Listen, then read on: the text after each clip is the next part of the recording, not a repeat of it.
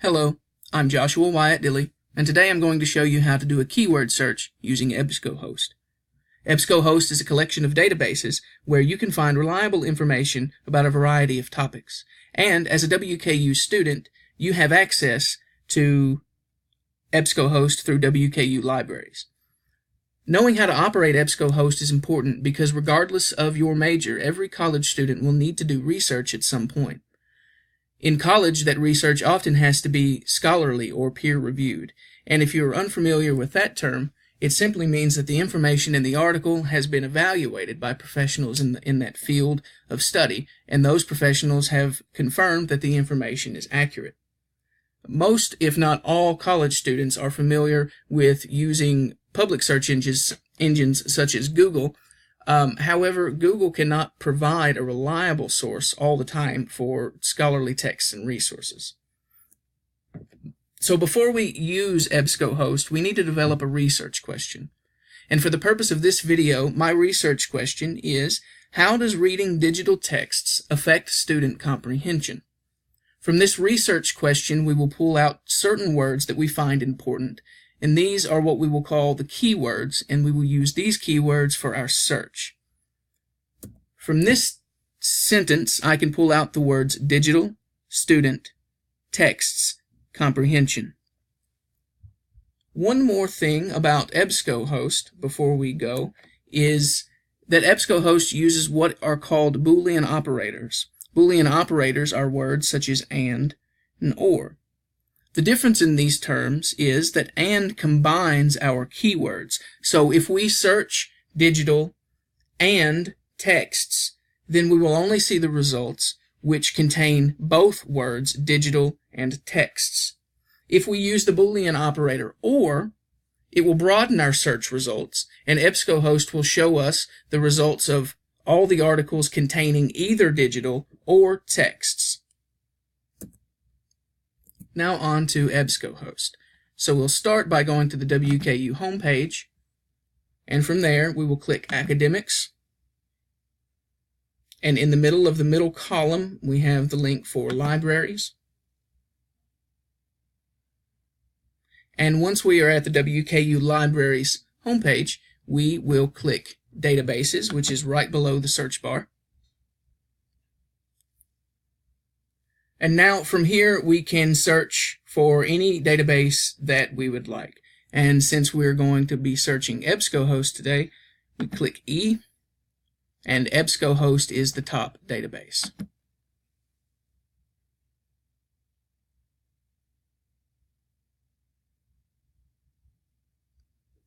Now, from here we can choose specific databases, or what is easier, and what I always use, is Academic Search Complete.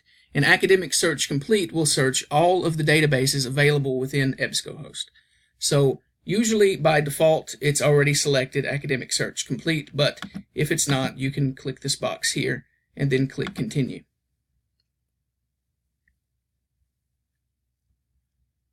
And to show you the difference in a database such as this and a search engine like Google, we'll put our entire research question into this bar, and I will show you how it affects EBSCOhost. So,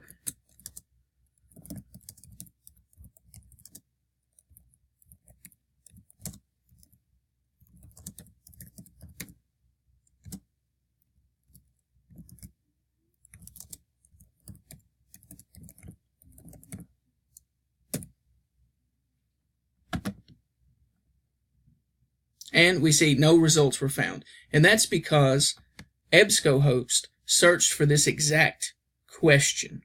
And since there are no articles with that exact question, with the words in that exact order, we got 0 results.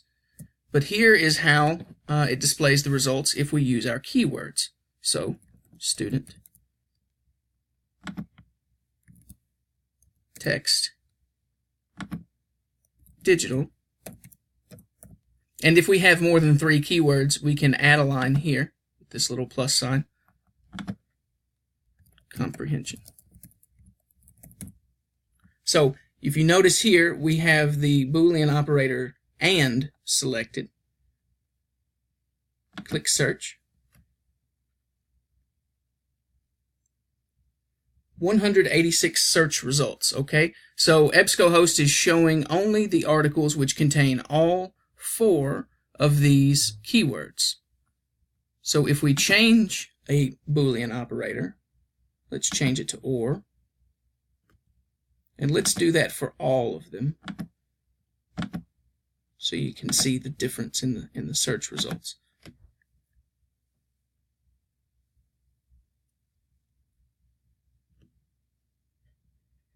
Huge difference, 2.5 million search results, because EBSCOhost is showing every article with any of these. It may have 1 keyword, it may have 3, it may have all 4. So AND is a good way to use these Boolean operators. And if we just select AND in 2 and leave OR, you can see the difference in the search results.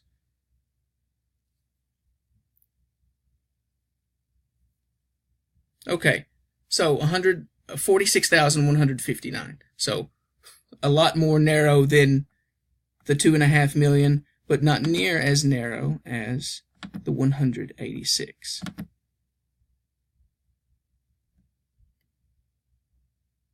And just to show you what it looks like, if we click this top article here,